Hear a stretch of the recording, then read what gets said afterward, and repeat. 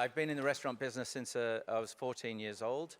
And, you know, I started out in the fast casual sector, became a chef, worked in fine dining, eventually got headhunted to join a group called Nobu in the early days, 96, where I brought it from New York to London. And I had a 10-year stint there, and during which time I befriended a man named Alan Yao, who wanted to move out of the fast casual sector and introduce fine dining for the Chinese, and that was Hacon that I helped establish the first in London, which became a big success. And eventually I decided it was time for me to do my own thing and launched a group called Ping Pong, which was one of the fastest growing groups in the UK. Sold that and retired at 35, and 6 months later realized I'd made a big mistake. And recently, well, I'll say recently, my most recent project in 2011 started in London, which was and is Chotto, a group that's since grown around the world. And you know, we're here in Riyadh also, not just to be here, but because our next opening will be here in Kaft. So, you know, Chotto, I can tell you all about that, but I won't. It's a Nikkei cuisine. We're in Miami, Toronto, San Francisco now, the most recent opening, and we have plenty more on the horizon, and looking forward to opening here. Amazing. Thank you so much for the introduction. You obviously referenced that it's the Nikkei cuisine, and I know at the time you were very much the cutting edge. Seems like lots of people have followed you and tried to copy your success. But it strikes me, and we had a conversation on this a few weeks ago, that it's interesting that whilst lots of other people can copy, you're still very much at the cutting edge, and I think that you're still running very successful venues and scaling at quite a good pace now. I mean, it would be great to understand, these are big format sites, right? Big format sites, punchy numbers, you're trading all day into the night. It's very different from a lot of the competitors. How are you maintaining that edge, and what does that look like? You know, that's a big question, actually, and I'm not sure if we have time to answer it fully, but if I tried to simplify it, you know, I've been listening to a lot of people today talking, and I attend these events frequently. And I was just saying only earlier that, you know, everyone's sitting around boardrooms, everyone's got the same challenges, and everyone's coming up with a majority of the same solutions and then trying to implement them. And I tried to dissect what it is that's different about our group perhaps to others. And, you know, there are other successful groups, we're not the only one. But I think I break it down to one common factor: it's people. And you hear that all the time, but what does that actually mean? So we talk about people, and you talk about product, and you talk about profits. If we focused only on profits, probably we're not a success. If we only focused on the product, probably we're not a success. So if we focus on people, and I'm talking internal as much as we are talking about the guest, then the product comes. And then if you get the two, the latter, the profit comes naturally. So my focal point has always been about the people. But the people doesn't just mean the people who work for us, it's about the people who govern and direct our businesses. So I try to work out, and everyone asks me what's different or what I do that's different, and I can only put it down to who I am as a person first. And it's a genuine desire to succeed, that's there, but it's a genuine desire to improve and embellish the lives of those around me. That's the customer experience, needs to be an improved experience based on, let's say, the competition. But firstly, let's look at our staff, and what can we do to make the staff that work with us, that are driving the business, a better environment? Because if we get that right, then there's a willingness to perform. And I've seen so many managers over the years come and go, and mostly they go out of my business because they're the wrong personalities. They're too hard, they're too focused on the wrong areas, because they don't get, they've trained in other establishments, they've learned from other management, that they have to behave a certain way because they're in charge, and that's when they start to destroy my brand. So recognizing good people, maintaining them, and retaining them into the business, and then working on a development program and a succession planning is super important. And we see it very often, and we've been guilty of it too, where we look at the CV first, they look like they've got good credentials, then they're finally put into a position of running a business for us, and they can bring it down. So it's about paying attention to that, and then having a good resource to recover from that. And we have this, I've forgotten what we call this new team, but essentially each person in this team represents one of the departments, and any one of those can run a department in any business in any part of the world that I have as a backup plan to go in and protect that business. Whether it be in my own business or a partner in a franchise agreement, we'll still offer that exact same service. And sorry to keep rabbiting on, but you see a lot of restaurants opening here in great locations. They're beautifully designed, and it, on the surface, looks like they've done everything correctly, but they're failing. And what I think it's all about is they don't have the right people in their business. And then what you'll see in turn is that they will then start changing what they do because they think something's not right, and they know something's not right, but they think it might be the offering. So the offer changes, and then suddenly panic sets in, the business changes, and it folds. But what they didn't realize all along, they had the wrong people. Anyway. And you mentioned there that obviously you've got managed businesses and then you've got franchised or licensed businesses. When it comes to people, obviously you are one step removed in that relationship by default. How does that work in terms of tactically? How are you helping those franchisees or licensees make sure that they're representing your brand as you would expect? Well, it's by changing the word franchise, and what we internally, and it's not an uncommon phrase, but we really do try to practice a manchise, where even if we're not the managing partners, we still behave as if it's our own business, and we'll still get involved in the day-to-day. And by training, recruiting the key people, and having a constant presence inside those businesses. So, for example, we are in Doha, we're coming to Dubai, and we're opening here. So the next step for us is now to open a satellite office where we can then oversee all those, and that's at our cost. It's not something that we pass on. We take the royalties that we get. That money will then go to protecting and ensuring those operations. And when someone has the belief in me and our brand, I feel it's everything in my duty to make sure that's a success over and above my own operations, because I take my own risk and I can take that on. That's my responsibility. But when someone else believes in me, the last thing I want to do is fail them.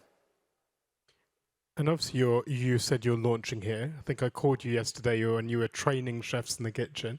So tell us a little bit about how you ended up here, I guess your view on the market and what that's going to look like. Well, I mean, we all know Riyadh has a desire to become the capital city in the Middle East, and with the population and the wealth that it has, it's foolish not to want to come to Riyadh. And we've been actually eyeing up the city for quite a while and looked at locations, and we came close to signing locations in the likes of Diriyah or Via Riyadh or but actually it was our decision to hold out, which is why we're a bit late probably coming to market when you see how many have come.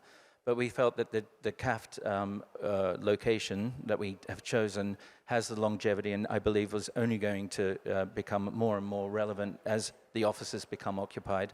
And I know that the government's got great incentives for head offices to move from other cities into Riyadh. So I think the difficult part is understanding where is the city center of any city, and actually financially, I believe the finance districts are the regions that tend to work. And I've seen that and learnt from that, watching what's happened in Dubai over the last 25 years since I first visited the city before anything was built, and seeing it today. We can learn from that, and I think it's really important to learn rather than try to guess.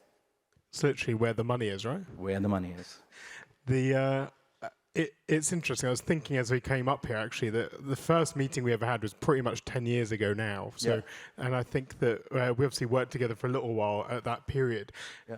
Thinking back to that first site in Soho, I remember the conversation and other people saying it was a site that nobody could make work, right? Yeah. And then suddenly you came in very audaciously with big plans, huge venue, and it worked. I mean, it wasn't within tweaking and all the rest of it, but it was a success. Yeah.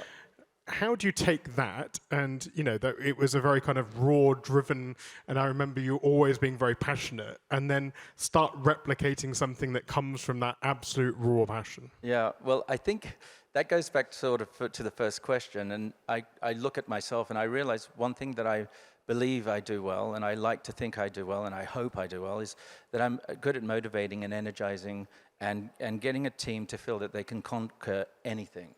And we certainly did that in Soho. Everyone was guessing and predicting and betting against the success of my restaurant, being that it was in Soho on a street that no one really wanted to go to. There was not much going on in the first place. The site had failed 7 times previous to us, so by all intents and purposes, a bad site. But I'm a firm believer that if you do something very special, people will come. And we've seen that with the likes of Heston Blumenthal, Fat Duck in Reading. Who goes to Reading from London for a meal? Everyone when it's Heston Blumenthal at the Fat Duck. And it's because he did something special. And we're in Soho. There's a very big business to be had. You know, it's the heart of the West End is Soho, so it's not really a bad location. It just hasn't had the right people in it doing the right thing. So we took what was and is one of the largest sites in Soho. They usually tend to be between 40 and 80 covers. And here we are with 300 covers and a private club in the basement. And we're not cheap. And when you compare us to what the price point is in Soho, we're expensive, actually, not compared to Mayfair, but for Soho we are. But we do break all those boundaries because we are doing things that no one else is doing. And it's true, we are being copied. And I see my materials, my dishes appearing everywhere. But they're never the same because the passion, the love, the belief, and all the people that behind it that made it happen, you can't replicate that. You can't. You can spend all the money on design, spend all the money on the team, but if you're not driving that team or working with that team in the right way, you don't get the results. And I'm seeing it constantly around the world. You didn't mention the secret founders bar in London. Is that not a secret anymore? Well, I call it the club, but yeah, it is. It is. But actually, there's so many people who have been there as my guests now. They're all starting to want to book it, so it's changed somewhat. But I've been told quite a few times it's just Kurt's bar, right? That's like pretty much what it's renowned as. Yeah, a fun I'm still place. waiting for my invite, but I'm sure it'll come. It's a place I can bring the press and let them all come in and have some fun. Cool. I guess the people piece aside, as you come to new markets, there is a need to adapt and localize. I mean, this isn't a carbon copy brand, right? And can you give some explanation, some description on that localization and what that might look like? Yeah, because look, the first thing I want to do is not just about localizing for the local taste. I think that's an important part to recognize. But we are also bringing something that we do, and to start sweetening every dish because there's a sweet palate generally. I don't feel that the real thing is then being delivered. So I'd rather look at 30% of the menu and say, let's localize that. Let's stay true to what works for us globally and are our signature dishes. But there's a second part to it too, because, all the ingredients that we use would generally come from somewhere else, being that we're Japanese and Peruvian. So all these things can only come from those territories. But what can we do to help support the local community? The best thing I could possibly do would be to go and buy as much produce from the local markets to support local agriculture and farming, because I think that's really important to not globalize what we do, but to compartmentalize into the local markets and then really truly offer something back to the community. I don't want to just come in and take money out. I want to put it back into the community too. So part of that 30% is to look at what do we find? And I'm not joking when I say this. If camel is something that I could put on my menu and would work, and it was a local product, I'd seriously consider doing that, but just making it fit into our style of cuisine. So we're looking now at Gulf prawns. We're looking at the local chicken. It has to be hormone and free range, which thankfully you have, but why bring in a chicken from Saint-Rangis or from the UK when we have a great product here? I say we like I'm a local now. You've been here long enough now, right? So. Yeah, I've been here a week already. I'm aware of the time, and I know that you have got some very ambitious and big plans ahead. Can you tell us a little bit about where you're going to go from now and where we can see the brand in the future? Well, a lot of it sort of is lending itself towards this natural progression. I've been listening to a lot of hoteliers talking today, and they all recognizing, and I recognized this back in '96, when we went from New York, Nobu, into the Metropolitan Hotel. They were the main partners, actually, 70%. But I fought tooth and nail to make sure that the F&B, the restaurant, was not part of the hotel, and it was maintained that this is a separate business, separate entity. So much so, I was trying to get the lifts in the lobby that took you up to the first floor where the restaurant was locked out, so you couldn't come from the lobby other than from the street. And I didn't want guests even being able to arrive at. I lost that fight. But I was so determined that we didn't have breakfast in there, and we kept it as a separate entity, because I believe that a restaurant experience is not a hotel restaurant experience. And it took a long time. And the guy talking to just 2 sessions before was saying, "Oh, finally we get that." But it's always been something that I've been adamant about.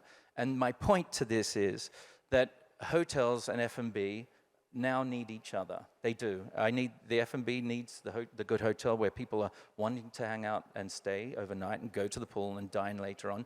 But conversely, the hotel needs people that want to come in and spend their money in that dining operation, lounge or bar.